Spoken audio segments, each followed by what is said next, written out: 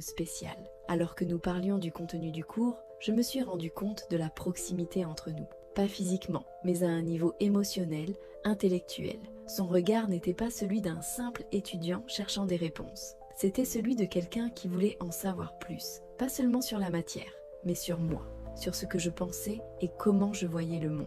À partir de ce moment-là, nos conversations sont devenues plus fréquentes. Nous commencions par parler de théorie, mais inévitablement, nous nous éloignions vers des sujets plus profonds. La vie, la culture, les attentes. Diop me parlait de son pays, de la manière dont il avait grandi dans un environnement si différent du mien, mais partageant beaucoup des mêmes aspirations. J'avais l'impression que, d'une manière ou d'une autre, nous cherchions tous les deux quelque chose au-delà de ce que nous offrait le quotidien.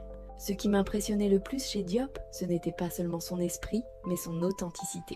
Dans un monde où tant de gens semblent contraints de jouer certains rôles, il était authentique dans tout ce qu'il faisait. Il ne cherchait pas à m'impressionner avec de grands discours ou des gestes grandiloquents, mais avec sa sincérité, avec son intérêt véritable pour me comprendre